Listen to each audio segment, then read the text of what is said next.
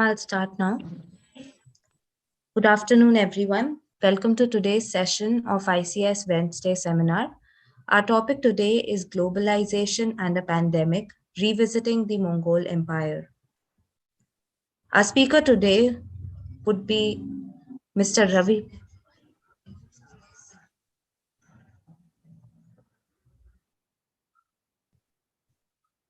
Can't hear you. Am I audible? Now, but after Ravi, Okay. I didn't hear. Our speaker today would be Mr. Ravi Bhoothalingam, who's currently founder and chairman of Manas Advisory, a consultancy practice focusing on top management coaching. He is an honorary fellow at the Institute of Chinese Studies, Delhi. Mr. Bhoothalingam has traveled extensively in China and its neighborhood, having led expeditions across Tibet, Xinjiang, Inner Mongolia, and Myanmar. His interests also cover the history of China and practice of Confucianism, Sino-Indian business and economic ties. He is a fellow of the Royal Geographical Society, London. Chairing the session would be Professor Madhavi Thampi, who is an honorary fellow at the Institute of Chinese Studies and editor of its journal, The China Report. She was an associate professor at the Department of East Asian Studies in Delhi University, where she taught Chinese history. Over to you, ma'am. Thank you, Shruti. I am very happy to be chairing this talk. Ravi Bhoothalingam. I always look forward to his talks and to his writings because he has a very broad vision and he always looks at the big picture, which is quite, which is unusual, I would say, sometimes for people in our field of Chinese studies and East Asian studies here in India. He, in his presentations, he always draws connections very persuasively, across disciplines, across regions, and across time periods in order to bring us fresh insights on a whole range of topics. In short, it makes us think. And that's what I'm really looking forward to here this afternoon. Of course, today afternoon, he is taking a relook, as he said, revisits the Mongol Empire in the light of contemporary globalization and even more specifically in the light of the pandemic. And I really, I'm waiting to hear what he has to say about that. He, of course, brings his own personal experience into his knowledge of Mongolia and Central Asia, since he has traveled very widely in this region. So anyway, without any further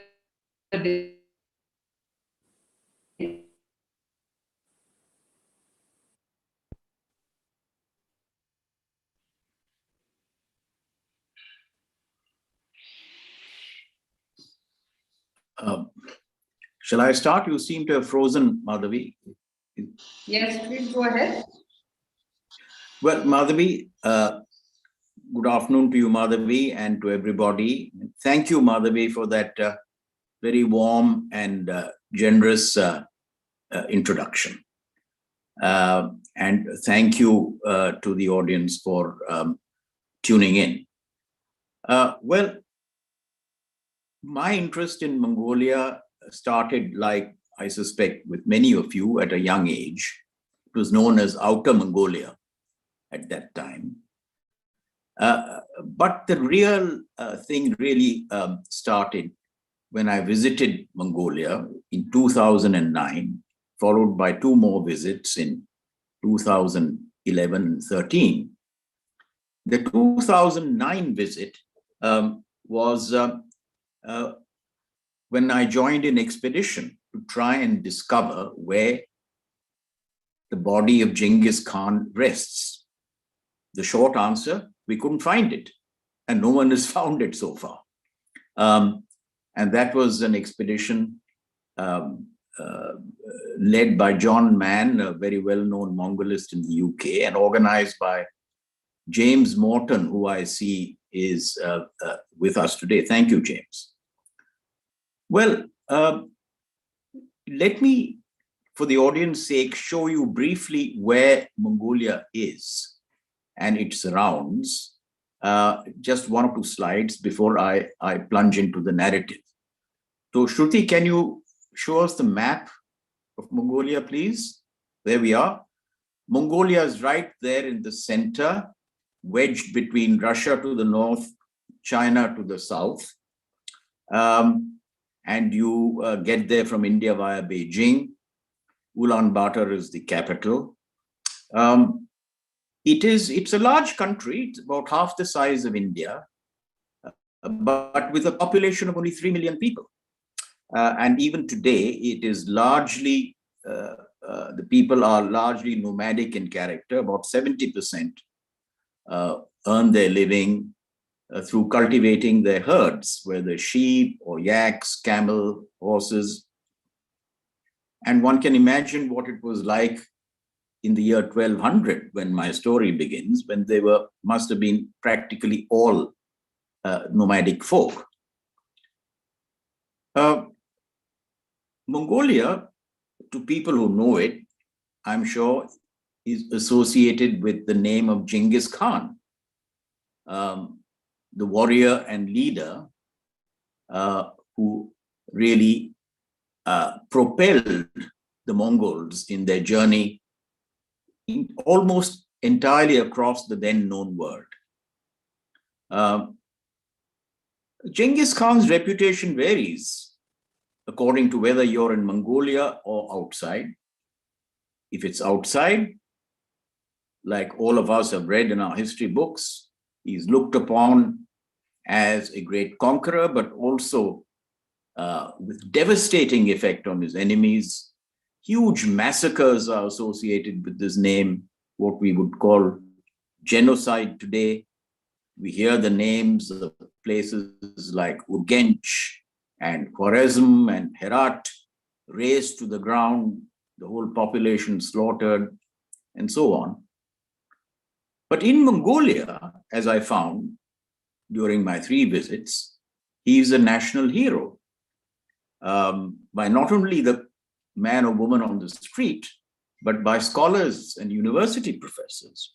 And they indeed say that the sort of massacre narrative, whilst not untrue, is greatly exaggerated. But what is more important, they say the Mongols actually laid the foundation for many of the institutions and the way of life that we enjoy today. So this was a great contradiction. Let me quickly show you Genghis Khan before we proceed. Shruti, can you put the second slide, please? The equestrian statue. Well, here you are, a huge statue of Genghis Khan on his horse in the middle of the grasslands, about 30 kilometers away from Ulaanbaatar. It's about 100 feet tall, this statue. And we move to the next, which is a sort of full frontal view of the man. Can you move to the next slide, Shruti? There you are. He looks fairly grim, doesn't he? Well, I suppose that's what conquerors look like. And I mean, his name is all over the place in Mongolia. There is a Genghis Khan beer, there are Genghis Khan cashmere sweaters, there are Genghis Khan restaurants, you name it. He's a big brand today. So what is the real truth behind this man? And what did he and his descendants achieve? This was the mystery that fascinated me then and fascinated me now and fascinates me now. So I continued to do some work and desultory research. I'm no qualified historian. I'm just a tinkerer with history. But fortunately, I had very good friends like Professor Madhavan Palat, my friend over the last 60 years, who gave me some very valuable guidance on how to read the history of the Mongols and gave me a huge number of references. So I've tried to piece together in this presentation how the Mongols arose, how the empire arose, and what its consequences and relevance is to us 700 years later. And I hope this story will be as interesting to you as it has been to me. Before I start the story, let me just for a minute show you a modern connection with India between India and Mongolia, which I found very heartwarming and which also motivated me a lot. Shruti, can you show us the embassy building? Well, this is the Indian embassy in Ulaanbaatar. And I think it's probably one of the best, if not the best, embassy buildings we have anywhere in the world. It's an old White Russian palace dating about 120 years old. And this was virtually, shall I say, insisted, the then Mongolian president insisted that we should have this building as our embassy because he did not consider the earlier building good enough for our ambassador, who at that time was the Venerable Kushak Bakula, a very, very high-ranking monk in the Tibetan Buddhism order, hailing from Ladakh, our northernmost region. Ambassador, the Venerable Kushak Bakula, actually laid the foundation for Indo-Mongolian ties, you might say. And he was loved and respected in Mongolia, which was making a very difficult transition at that time to democratic rule. This was in the early 1990s. And as a result, Mongolians have a very great love for India. They don't know much about it. They know about the Buddhist connection. But I was surrounded by people who were delighted when they knew I was from India. Incidentally, for a small country of 3 million people, Mongolia still sends more tourists to India than India does to Mongolia. I'm, of course, talking of the pre-pandemic period. Anyway, let's start our journey now. And we go back to 1200 AD, when Genghis Khan, one of the leaders of the 13 Mongolian clans, united the other clans into a loose kind of confederation, with, of course, himself as the head of the confederation. And that was the time the story begins. Of course, the Mongols, as I said, were all nomads at that time. And we, in the modern day, think of nomadic civilizations. Indeed, if you can join the word civilization to nomadic, which itself some people consider contradictory. Well, nomadic civilizations are kind of patronizingly referred to sometimes as not quite as modern, even primitive maybe, by some folk. But actually, there are three features of nomadic civilization which are very, very relevant to us today.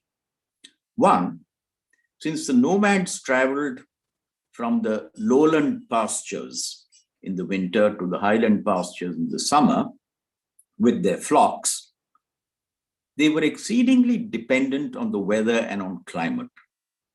And so they were very, very conscious, one might say, of good ecological practices. No overfishing, no cutting down of forests beyond the limit. Grazing lands had to be protected and rotated. Some pastures were left open for being reinvigorated.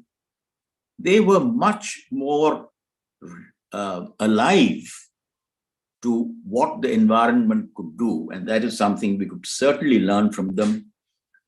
Glasgow has just concluded And for the first time, I think people are taking climate seriously. There don't seem to be too many climate deniers around. But it's sobering to think that 700 years ago, people were more advanced on this subject than we are today. The second aspect, I think, which is relevant is being nomads. They had no concept of land rights, of property ownership. Your flock was here today, then gone to the summer pastures in the next few months, and so on. You moved around, and so did others. And your property was all that you could carry on your back or on the backs of your pack animals.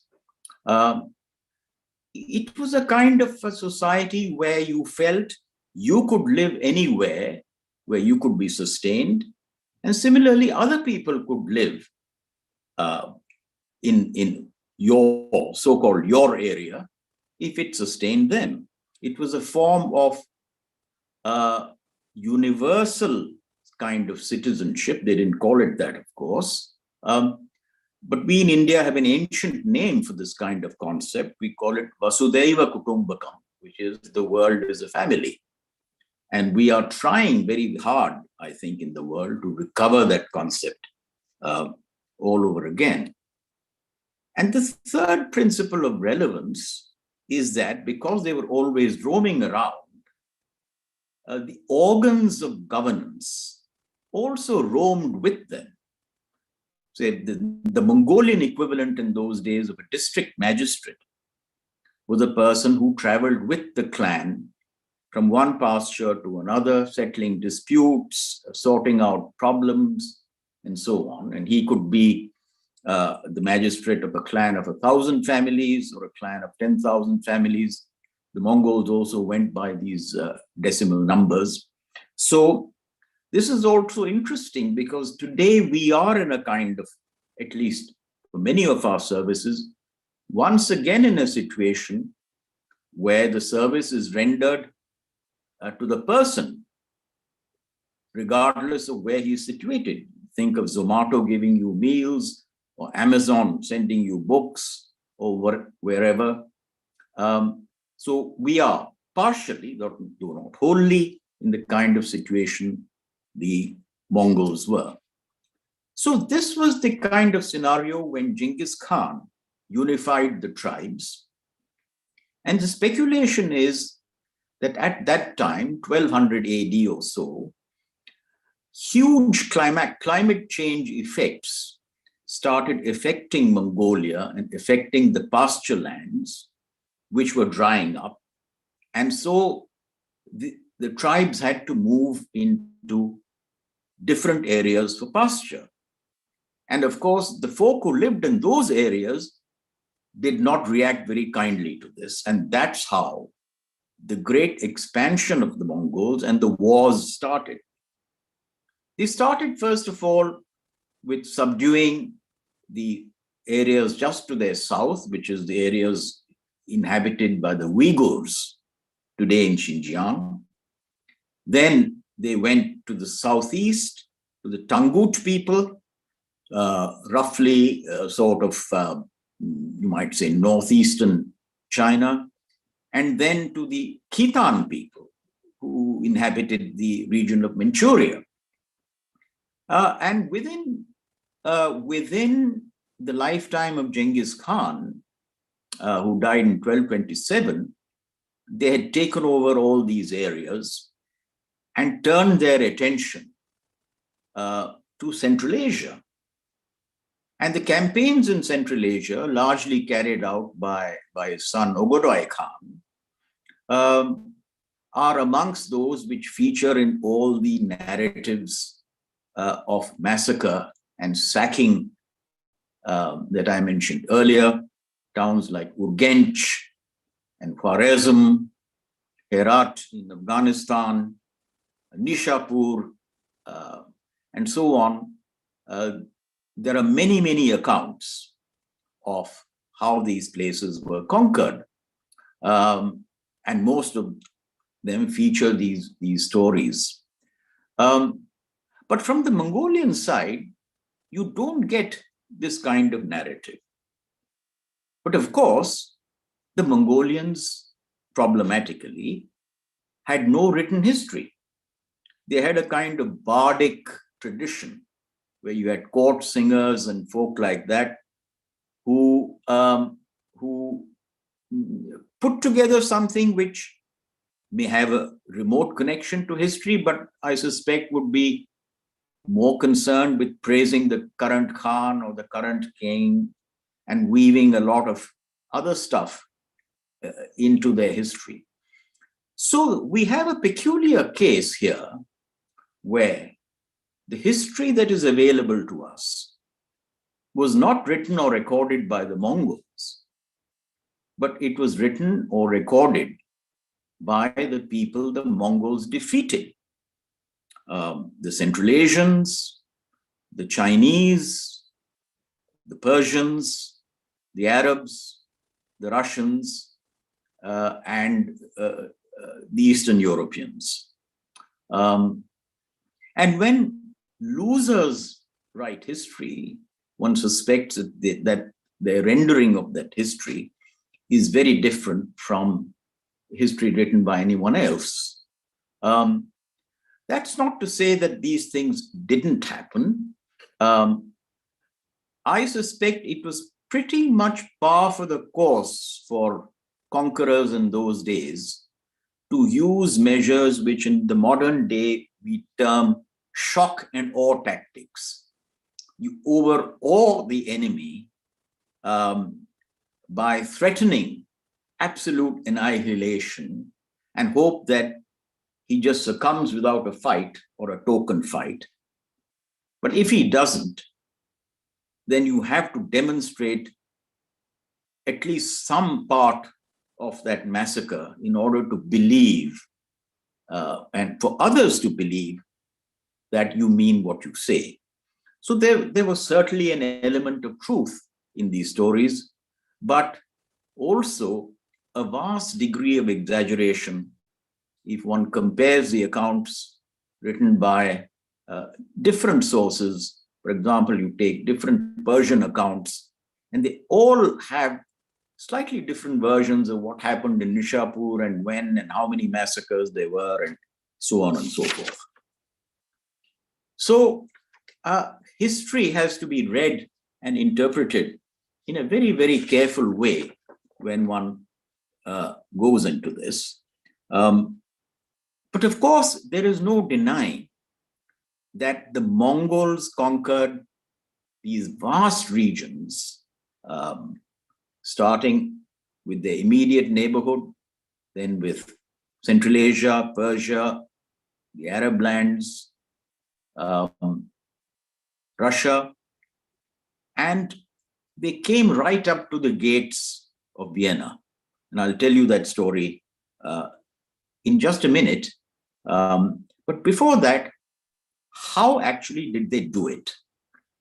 Well, it was pure and total military superiority in three areas. One, leadership and strategy, and I'll say more about that later. But strangely enough, the Mongols, with a nomadic background, no real education of any sort, produce some of the greatest leadership methods and strategies to overwhelm the enemy, which is still the subject of military training in many of our academies. They had very, very fast, strong horses with a lot of stamina, so they could cover a huge amount of ground. They were born horsemen because almost from babyhood, every Mongol could ride. They were excellent archers. In fact, riding, archery, and wrestling still remain the top three national sports in Mongolia. So with speed, flexibility, discipline, and strategy, they were able to overwhelm the enemy before the enemy knew what was going on. So their conquests were at a speed which is absolutely unknown, because Genghis Khan started the ball rolling, say, 1205, and by 1241, his son Ogodai had, as I said, reached the gates of Vienna. The empire at that time, because his brothers and his nephews were also active, by 1241, the Mongol Empire was at its largest extent, reaching from the Sea of Japan up to the gates of Vienna, and from Persia in the south to the Baltic Sea in the north. And the Mongols, having conquered this vast expanse, then had to hold it. And they had to hold the empire.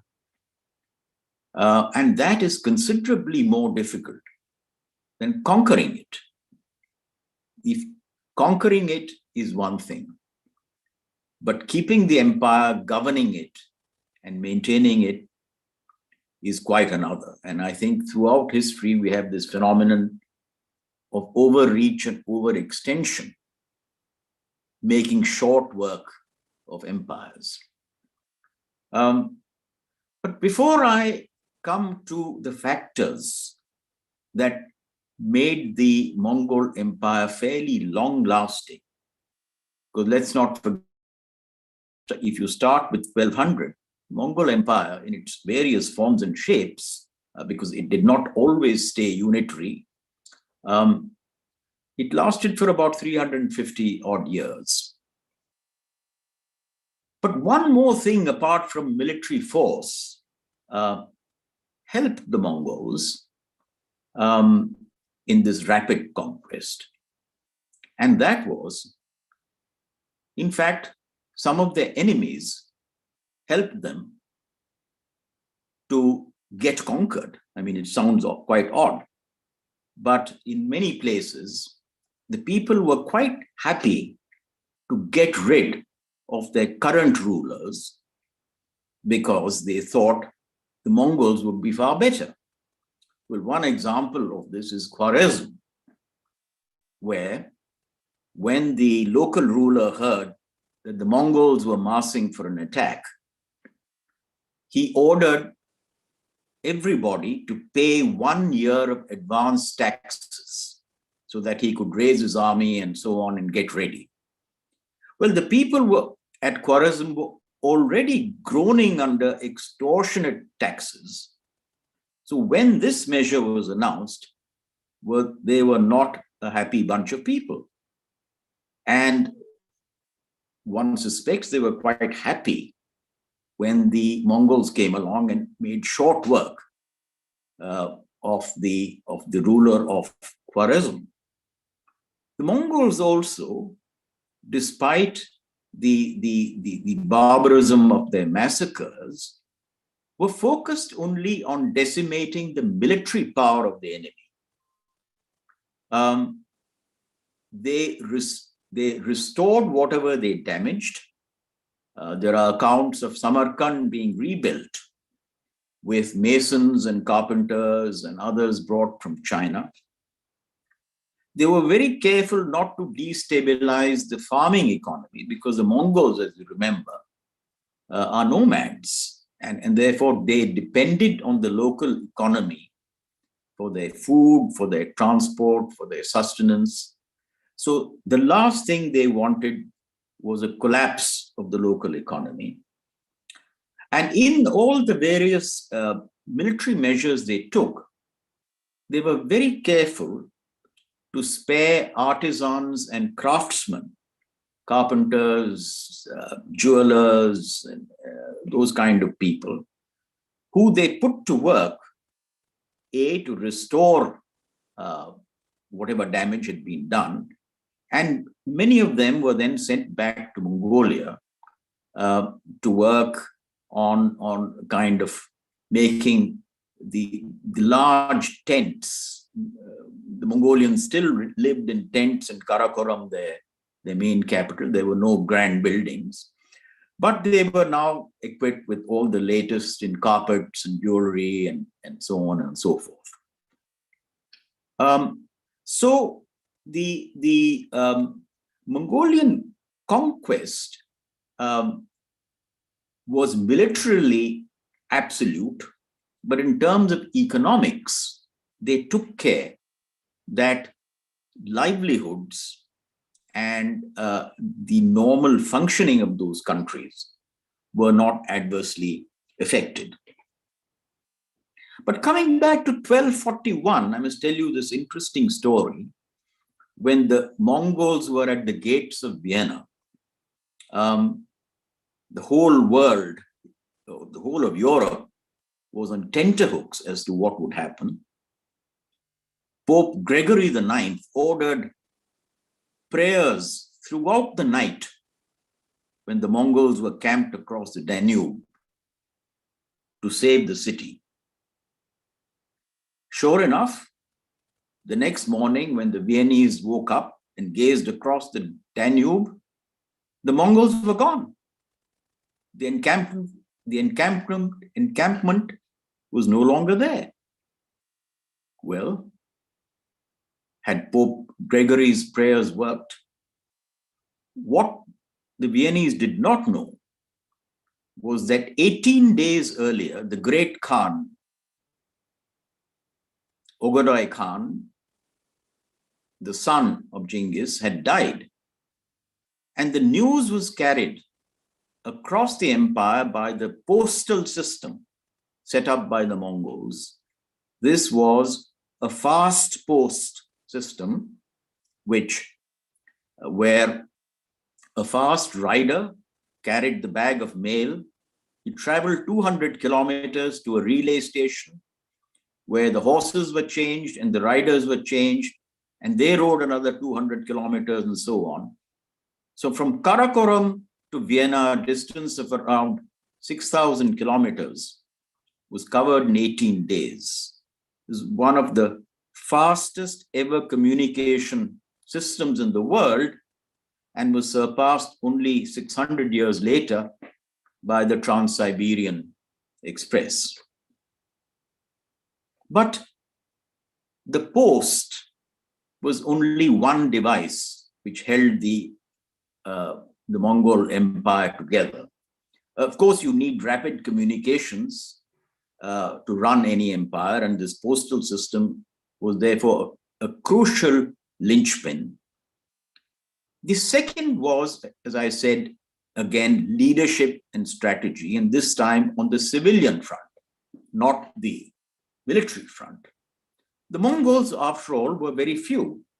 If there are 3 million today, one can guess they must have been around 500,000, maybe 750,000 at that time, with the bulk of them still being in Mongolia as nomads. There was no way they could run an empire of this size. But fortunately, the Mongols had no great preferences or no great animosities in terms of religion or culture or language or ethnicity. They really weren't bothered by these distinctions.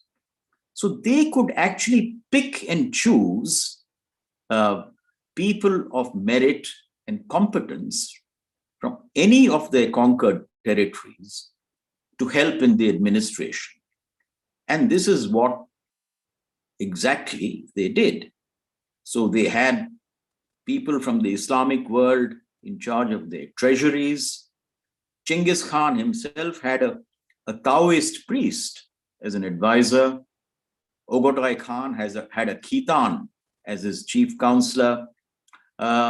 You had people training the army in ammunitions from Italy. You even had an English lord who ran away from King John and joined the Mongol army and led one of the Mongol Urdus, the hordes, into battle in Hungary. So you had truly a multi-ethnic, multicultural, multilingual empire administered largely by the people who had been conquered. And the Mongols demanded only two things from them. One was absolute loyalty to the Mongol Khan, and two, competence. So they were careful to position these people so that they were far away from their tribe or ethnicity or their native province or wherever it was. And they also had a system of checks and balances so that they could know what was going on in reasonably good time. And if anyone stepped out of line, then one would really not like to think of the consequences that would follow for that person. At the same time, the Mongols, apart from their administrative competence, and remarkable for a nomadic people to have this kind of savvy, the Mongols also showed remarkable economic and fiscal sense. They had very, very low rates of taxation, which, as I said earlier, was a welcome change to many of the extortionist kings and others who the people had to live under before they came. They had basically installed a complete free trade zone across the empire, from east to west, north to south. So there were no commercial taxes on trading. And they also had very, very low export taxes, between 3 to 5%. So the empire could trade, for example, with the Italian city-states. They could trade with India. They could trade with Egypt, and so on, fairly easily. So the economic life that the Mongols brought about was a great change, a great liberalization, something that even modern globalization has not been able to achieve. And the fourth thing was security within the empire. The instructions were that nobody can be harmed, be he a trader, a visitor, even a missionary. As I said, the Mongols were pretty relaxed about what your religion was, what your ethnicity was. So they welcomed people. There were Christian missionaries, there were Islamic preachers, there were people who spread Buddhism, and they were all free to come and go and preach throughout the empire. And many of the Mongols themselves converted, sometimes 2 or 3 times. I suspect they rather enjoyed it. They must have been somewhat amused by it. And because their own religion was very, very different. We would call it animistic at this stage, but they probably thought it was a jolly sight better than what was being offered to them. But they didn't mind taking the benefits that came with being a Buddhist or an Islamist or whatever. So they encouraged a flow of, you would call it tourism in today's words, into the empire, which added to their soft power. So Mongol fashions, Mongol food, Mongolian artifacts started spreading all throughout Europe and different parts of the world. And this was what you might call, it's difficult to talk of soft power when you think of the Mongols, but actually they did have this kind of soft power, which is reflected in the literature that you read about practices and customs of those days in Europe. I must now pass on because I find 35 minutes have passed. So I must say something about the pandemic, which is the other big factor connecting the Mongols to us, apart from globalization. Around 100 years after the Mongols reached the peak of their empire, it was 1241. By this time, the Mongol Empire had kind of broken into four pieces. Kublai Khan and his descendants in China, they ruled from Kublai Khan's capital, Chengdu, which Coleridge made famous in his poem Xanadu. Then there was the Il Khanate, which ruled Persia, the Chaghanate Empire, which ruled Central Asia, and the Golden Horde, which ruled Russia. In 100 years after 1241, around 1340, the Black Death appeared in the form of bubonic plague. It started, once again, the origin was in China, probably in Qinghai or in Xinjiang, but could have been in Mongolia as well. Plague is still found in those regions in the late summer. When I visited Mongolia in 2009, there were parts of Mongolia which were closed. They had a good public system to warn you. But of course, nowadays, plague is not a big deal because antibiotics can deal with it. But at that time, the bubonic plague carried by marmots, a kind of rodent that lives in the high plateau of these regions, and the fleas are what carries the germ. And then the virus jumped from the marmot to rats.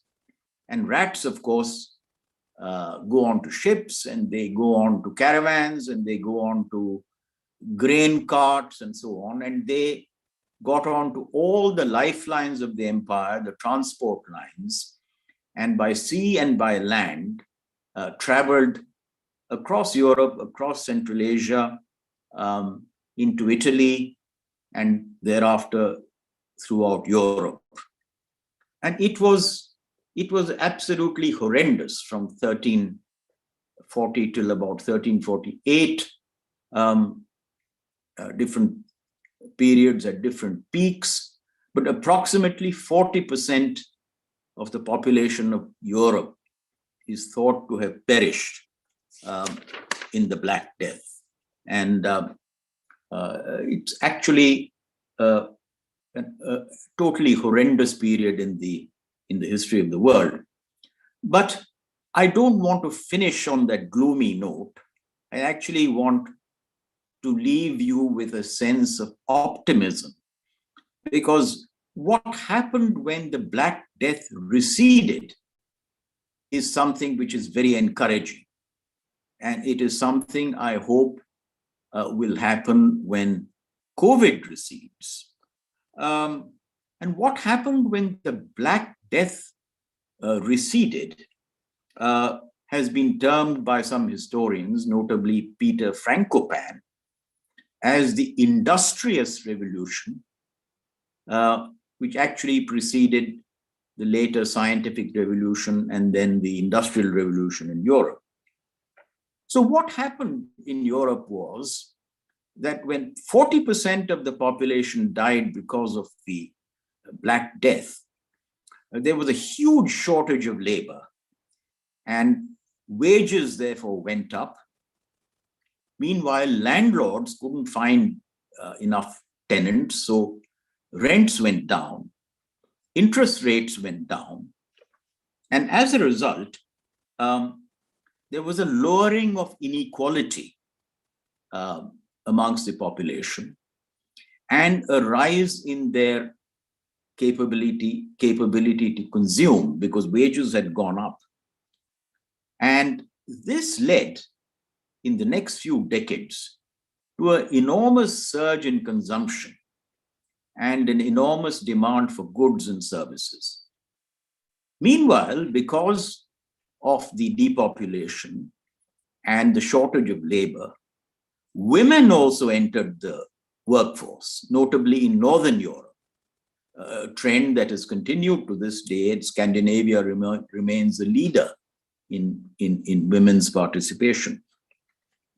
So women entered the workforce, and the resulting increase in consumption and demand for goods, when you couple it with the infrastructure, the trading routes, the security, and so on that the Mongols had built, resulted in a huge surge of trade throughout Eurasia.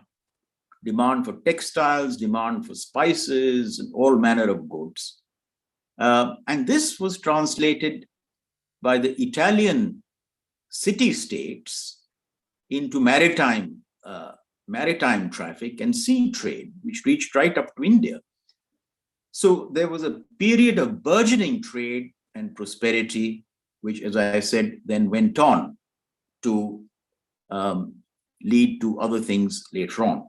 But I will not continue that story further. I'll just leave you with what is hopefully a takeaway from this, that this whole episode ending in the aftermath of the Black Death, I hope will give modern generation something to think about, something as to how globalization should proceed, and something as to what needs to be done if you have an event as unfortunate as a pandemic. What are the things that need to be done to stimulate the economy and reduce inequality, which can actually make the world a better place? I'll close here. Thank you very much for your patience and your attention. Well, thank you very much, Ravi, for this magisterial presentation, which covers not only the Mongol Empire and explains the reasons for the actual, what you could say, the success of the Mongol Empire, but also connects it up with the Black Death and the post-Black Death developments. I mean, this is really very much lived up to my expectations of what I said at the beginning. So if anyone would like to ask a question or make a comment, I think you can just raise your hand and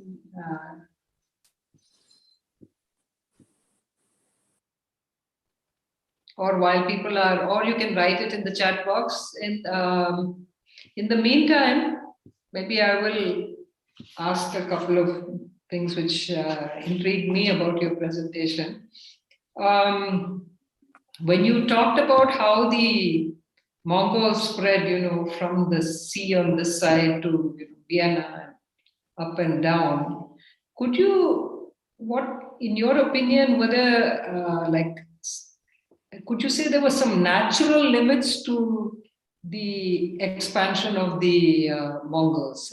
Because what actually stopped them? I mean, in the case of Vienna, you said that there was the news of the death of the Khan, but were there certain limits? Because as we know, the Mongols didn't even really recognize the sea as a limit. They did try to invade Japan, and even apart from conquest, they took to the sea for trade. I mean, maritime trade. At least the Yuan dynasty the Mongol dynasty in China was very active on the maritime trade in the South China Sea and all that. So, would you say there were any natural limits to the Mongol conquest, or is it just a matter of they got overextended or they were tired? What would you say to that? Thank you for that question. Madhavi. Very thoughtful one. I think as I said, the Mongols were helped a lot by the sheer incompetence of their enemies. I think that is one thing which allowed them to expand so very quickly. But they did come across some factors which did impede them. For example, the first defeat that the Mongols suffered, the first serious defeat, was at the hands of the people who at that time ruled Egypt, the Mamluks. And the Mamluks, by a strange quirk of irony, are also descendants of a Central Asian tribe. So they were, as it were, defeated by a kind of a brotherhood of Central Asia, you might say. So that was one factor. That was probably the only significant opposition they came across with. But the other thing was, of course, the whole question of overreach and the fact that they spread so quickly. As they spread, they were also very conscious of what was going on at home, because when a great Khan died, the tradition was that you had to gather in a great conclave, like the Afghans still have the Loya Jirga kind of thing. It's an offshoot of that. You had to gather in a great conclave, and all the tribes had to then agree who would be the next great Khan. So this kind of interrupted the kind of smooth flow of governance in the empire. This happened time and again. Ogodai's death was one, and the later Mongol great Khans as well. In fact, by the time Kublai Khan was declared the great Khan, there was a lot of infighting and feuding, and Kublai Khan actually never moved his capital to Karakoram, as his predecessors did. He decided to rule from Xanadu, and that was the start of the empire breaking up into 4 pieces. So it's kind of first started by this division of 4. And then later on, of course, the other natural division or factor was the Mongols were really mobile people. They kind of flourished when they were riding, doing stuff, going from one point to another. When they kind of became immobilized or civilized and came to rule where they were more kind of confined, as they were in China or in Persia or elsewhere, they started actually falling prey to the sedentary cultures. They became Sinified in China, Persianized in Persia, and so on. And very soon, the local bureaucracies had taken their measure, and of course, the empire started crumbling. But I think, compared to when you look at the time when they were around, I mean, 1200 to 1500-ish kind of period, they were far more long-lasting than many empires that came afterwards. And that is itself something to, I think, wonder about. I don't know whether, I think I see Madhavan raising his hand. Maybe he can contribute. Yes, we have a few questions. I'll go in the order in which they came. We have Swapna Bhattacharya who would like to say something.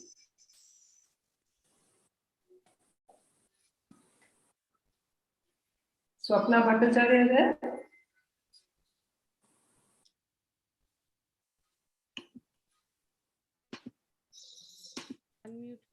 Am I audible? Hello? Yes. Am I audible? Yes. Yes. No, I wanted to congratulate Professor Bhoothalingam. I just wanted to congratulate him on one certain point. Actually, the interaction between Central Asia, Mongolia, and West. I have the opportunity to study German history, and recently the comparative land grants and state formation in early medieval Bengal and Germany in the Ottonian period has come out, and there I have of course tried to show the many things which of course are not very relevant in the sense that it has nothing to do directly, but what I am interested is to put across a certain point, that is, if you place all these thoughts which Professor Bhoothalingam has shared with us, then we can also understand the strong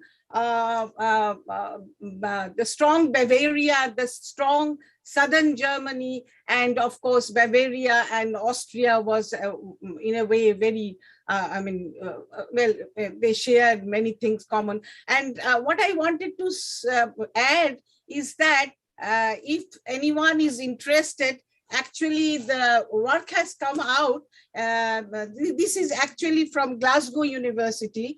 In fact, my PhD under Professor Herman Kulke and Professor Rotermund was state formation in India, Bengal, Bihar centered, Pala Shena period, and Ottonian Germany, where I have tried to show parallels. And the book has come out, edited by me and Dr. John Reuben Davis from Glasgow University. So those young students may take up these studies in future, you know, where one can understand the interaction between the resurgence of Christianity from 9th, 10th century onwards. The first, the Otto the First, who came, came with this Reichskirchen system, this imperial church system. And then, of course, step by step, the second, of course, Friedrich the Great, and so on. So these kind of, now I am retired, though I am actually still publishing, but I wanted to bring this point, and I'm happy to share that our book is now taught in Glasgow University. So I wanted to congratulate Professor Bhoothalingam that he has inspired also the younger generation to take up such studies, interaction between Europe and Central Asia. Of course, Central Asia was then connected with India. This is, I think, all that I wanted to add.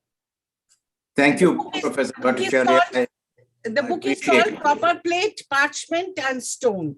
This is, of course, but the chapter that was the longest chapter, introducing chapter, is the comparative diplomatic. You know, diplomatic is the science of, land grant documents in the Latin West and early medieval Bengal, a brief overview. This is the story that I have told, and I would like to invite young generation in India, in Europe, as well as in China and Mongolia to take up such studies. I mean, of Ravi, would you like to respond to that?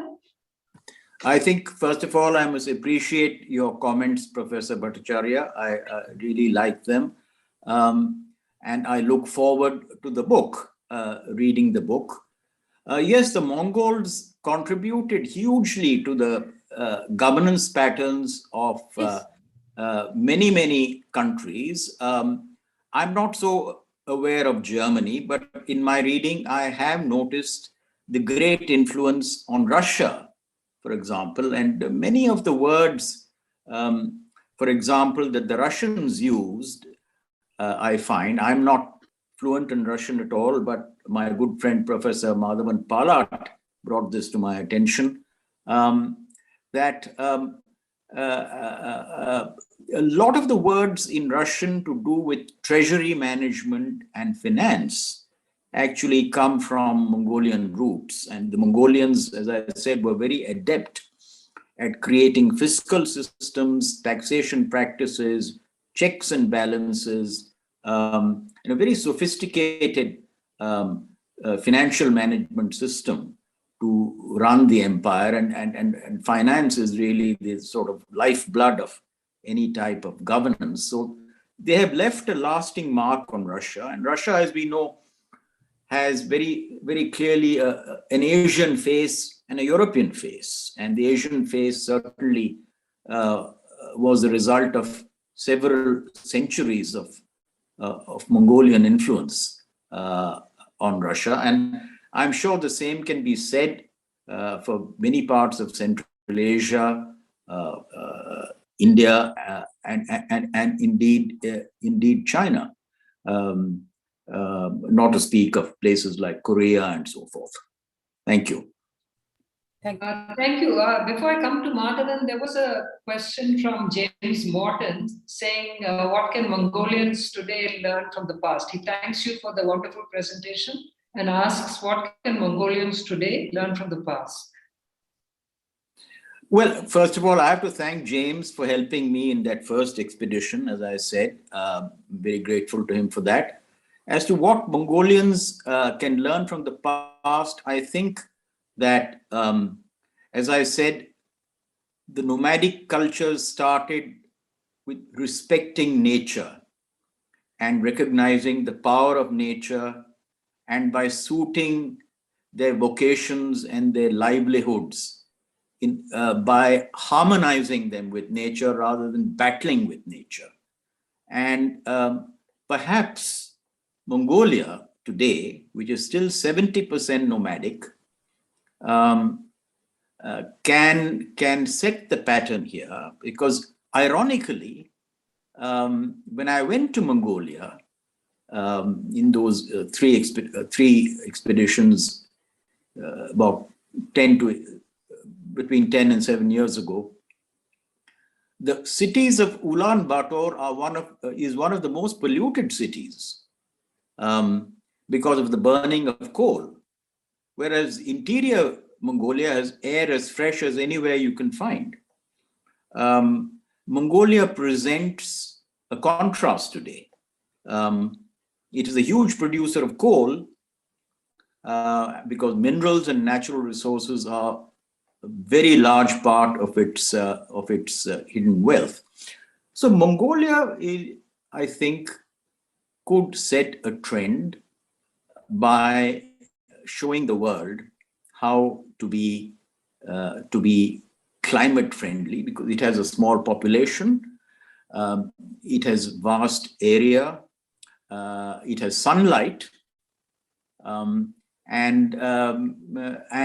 even in those days, 10 years ago, I could see solar power being used to power the tents, the gers, as the Mongolians call them, in the hinterland, were powered by solar power. And they had tele-education and telemedicine powered by solar power. So this is a message Mongolia could give the world 800 years after Genghis. Okay, thank you. Madhavan Palak? Can you hear me? Am I mute? You have to unmute yourself, Madhavan. Oh, something's wrong. Can you hear me now? Yeah, can you hear me? Yeah, I can hear Madhavan, please go ahead. I can hear you. Yeah, thank you very much, Ravi, for your talk. Wonderful. We've talked about it, and it's always good to hear it. But I have the following comments and questions. On your first point about the expansion of the empire, is there a natural limit? That is one of the questions you raised. Of course, the natural limits, as you said, in some senses are due to the incompetence of their opponents. That might well be. But I think the natural limits, as has been suggested by historians, is that wherever the steppe extended, the Mongol Empire extended. And the steppe extends ultimately up to Hungary, which is as far as the empire also extended. And then it receded. find the great expansions from goes as far as Hungary, Attila, for example, and then withdraws from there. So that might be the natural limit. It did not go deep into the forest regions of Russia. From southern Russia, it extracted a tributary relationship. It did not directly profoundly area.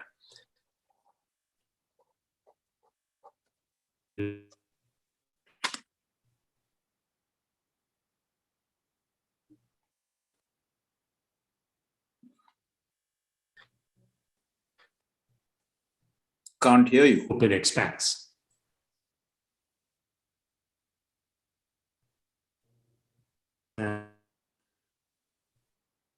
Madhavan, are others able to hear Madhavan now? No, we can't hear him. Okay, because I have an internet problem. I'll take it. Ah. I'll take it closer to the. Just a minute. Okay.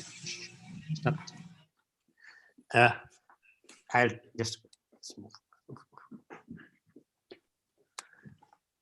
It might be better now. Is it? Better, yes. I got you up to the point where you said they did not go deep into the Russian forest. But yeah.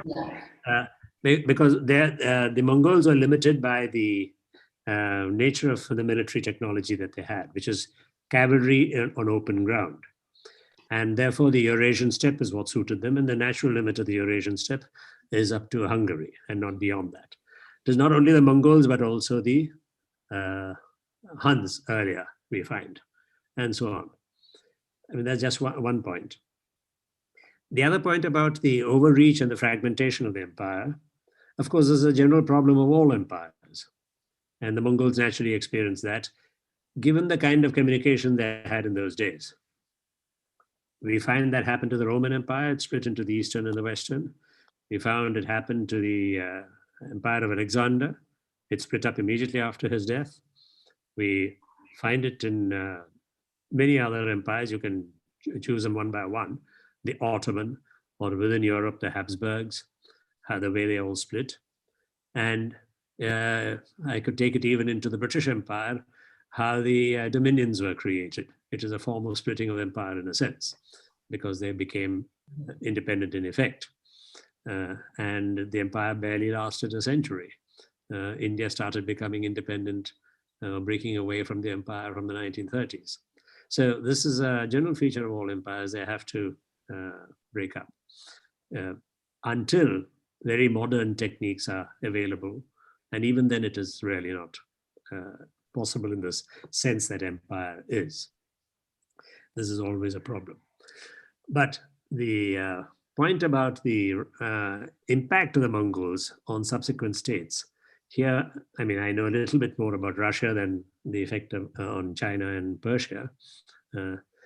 On Russia, it has always been said that it is the autocracy of Russia was the Mongol contribution to Russian statehood.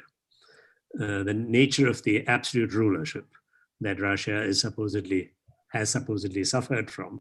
The liberals in Russia like to blame, I should say, the Mongols for it. Something that happened 700 years ago, they still complain about. Mm-hmm. But more importantly and more convincingly, it can be shown that the Russians are the first ones to have territorially united what we subsequently come to understand as the Russian Empire. The territory of the Russian Empire and the territory of the Soviet Union, that vast territory, was first created by Mongolia, by the Mongol conquest as a single state. Before the conquest, Russia was a number of warring principalities, what's called the Kievan period.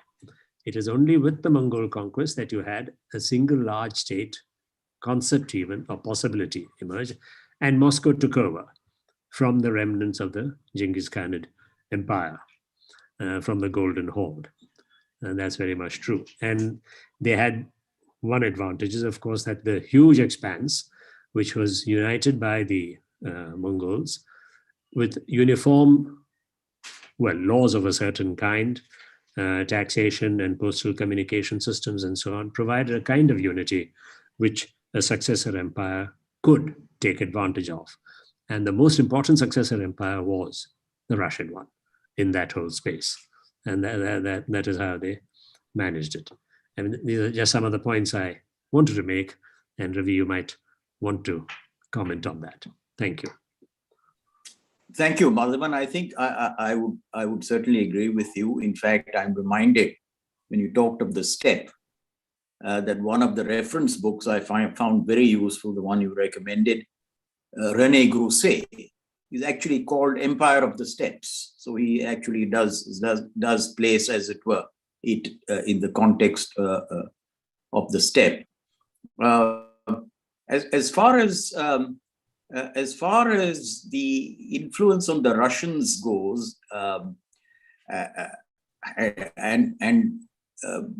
there was one point about the Mongols, I think, which has remained possibly unique in that sense, or more in common with ancient empires, is their use of a multinational, multi-ethnic, multicultural, multi-religious administration. They had no choice because they didn't have that many Mongolians. But the fact that they were able to use this kind of varied workforce and hold the empire together in this manner is something worth studying. How they did it, because hopefully, at some point in the future, if we are to battle climate change and pandemics and whatnot, the world will have to kind of get used to this kind of thing, or else fail in the attempt. So, how did the Mongols do this? Is what needs to be studied more carefully, in my view. Are there any other questions or comments? Yes, Asha Shanod. You have to unmute yourself. Yeah, I've unmuted. Can you hear me? I have written my question in the chat column. I'll just read it out. The Mongols were considered to be, just a second, let me put on my glasses, were considered to be bloodthirsty conquerors who burned down whole villages and occupants as they swept across Central Asia and Europe. This is what books tell us in general. Is this true, Ravi, that they were very bloodthirsty? Well, Asha, as I said there, all these histories were written by the losers, the people who lost to the Mongols, the Chinese, the Persians, the Russians, the Europeans, and the Arabs. And when you lose, I guess you tend to exaggerate the qualities of the victor. Say he was a very bad guy and did all manner of bad things. So, yes, they did. I think there's no denying that there were massacres and so on. But I suspect that it has been considerably embroidered in the version that we have handed down to us. The Mongols actually used it, as I said, as a shock and awe tactics to do something as a demonstration so that the other cities and other areas would see that as an awful example of Mongol power and surrender before anything else happened, which a number of them did.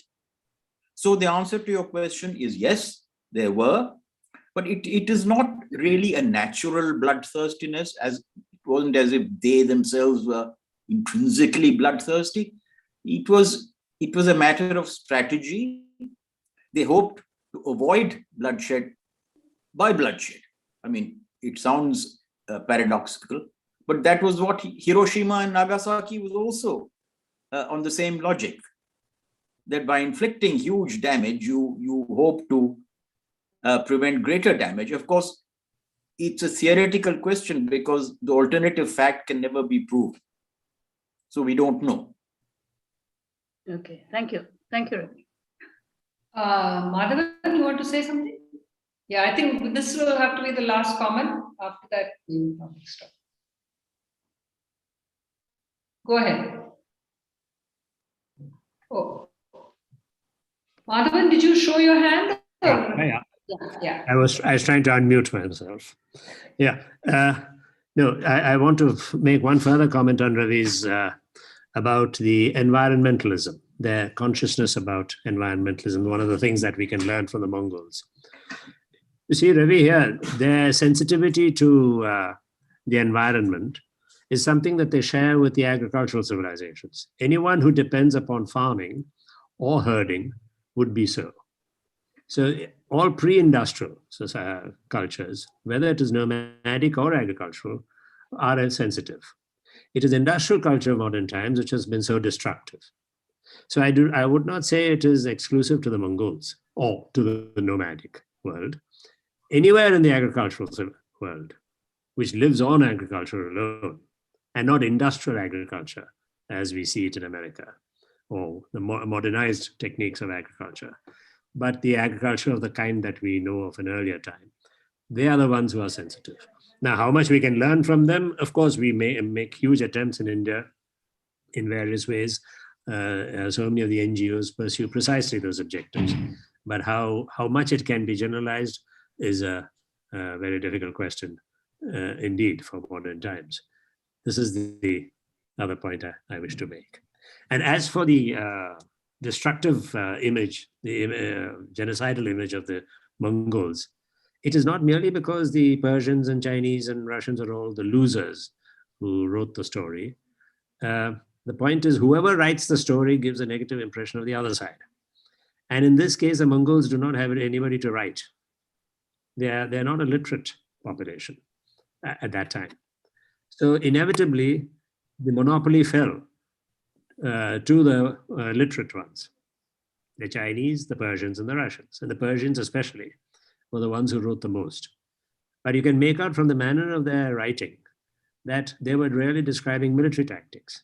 How does, for example, do the Mongols destroy the whole of Herat in one campaign, and then come back for destroy, as they say, every man, woman, and animal, as they put it, and then come back after 3 days and once again destroy them all? Obviously, it is literary exaggeration for the purpose of creating an effect. And they come back the next year also and once again destroy everybody. So obviously they haven't destroyed everybody on the previous occasion. That's quite simply the inference.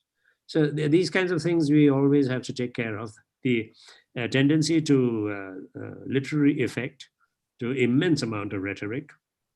And of course, because they suffered so much, they described it as in such hyperbolic terms. And there's nobody on the Mongol side to write their version of it. So we get all the histories from the non-Mongol sources entirely. I think we could probably also look into Indian history because we all know about the Battle of Kalinga, Ashoka. I mean, where the bloodshed was, and similarly, I think with the Chora and campaigns in the south, some very gory details. I mean, practically, I think all the Indian kings who ran up and down, and they also would have been guilty of quite a lot of. So we have to, I would agree that, it is not to say that there was no killings or no genocide, but we have to see it in the larger context of the kind of warfare that was waged in those times. And certainly, I think when we compare it to Hiroshima and Nagasaki and even otherwise, modern warfare, aerial bombing, we have to keep these things in perspective. Anyway, Hiroshima is more like Mongol, yes. Yeah. So anyway, thank you. I think we have sort of reached the end of our time, and thank you very much, Ravi, for this, triggering off so many thoughts about, everything from governance to, environmental consciousness and, possibilities of what can happen after even our present day pandemic ends, if it ever ends in that way. And also, I would like to say a special thank you to Madhavan Palat also, because his comments really nicely complemented what Ravi said. Thank you all very much, and good evening to everyone.